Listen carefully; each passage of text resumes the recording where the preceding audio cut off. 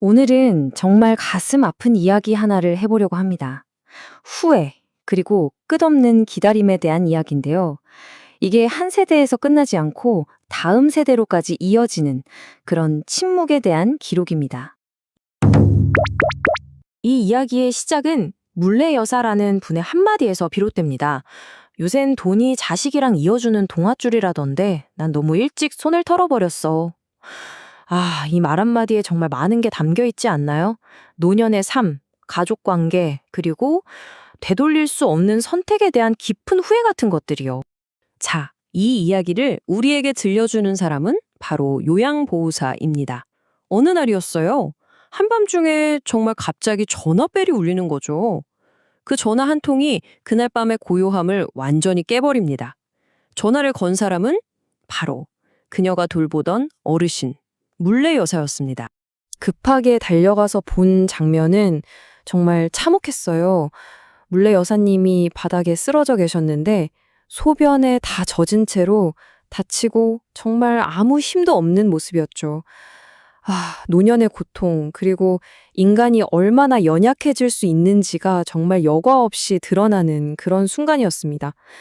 그런데 정말 이상한 건 물레 여사님이 도움을 받지 않으려고 하는 거예요.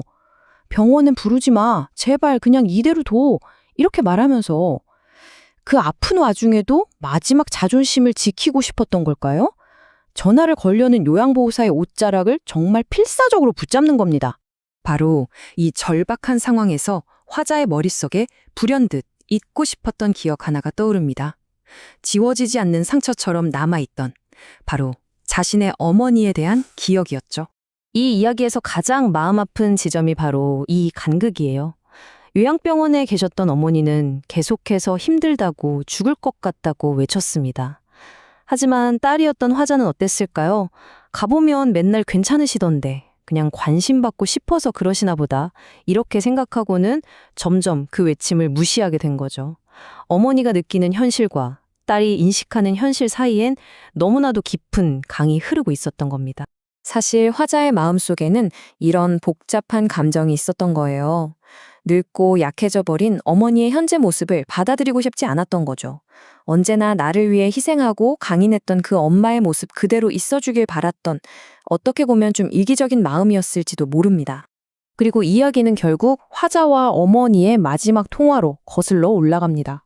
여행을 떠나기 바로 전날 밤에 걸려온 전화였는데 이 통화가 두 사람의 운명을 영원히 갈라놓게 되죠.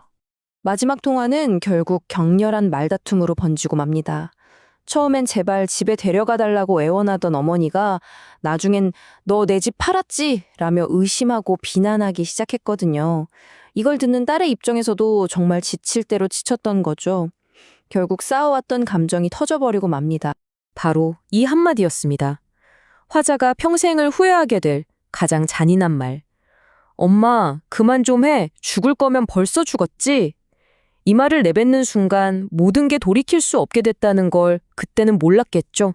딸의 그 모진 말에 어머니는 이상할 정도로 힘없이 대답합니다.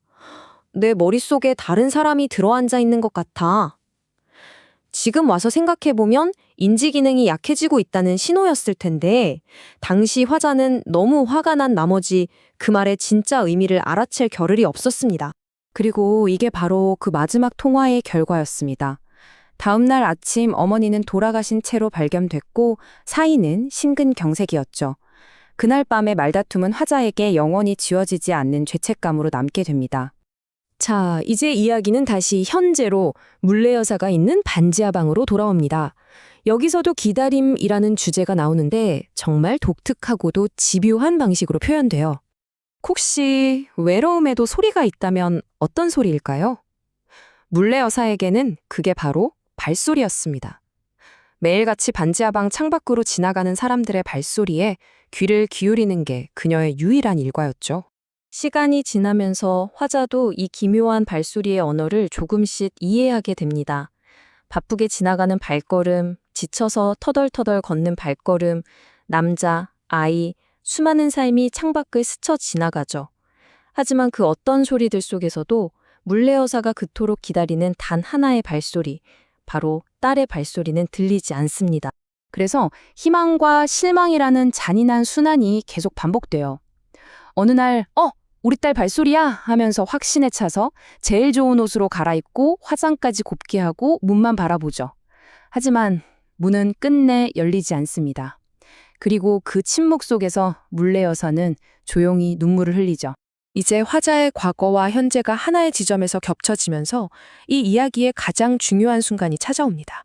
물레 여사가 그렇게 병원에 가지 않겠다고 부탁했지만 요양보호사인 화자는 직업적인 의무감 때문에라도 이 사실을 가족에게 알려야겠다고 결심합니다.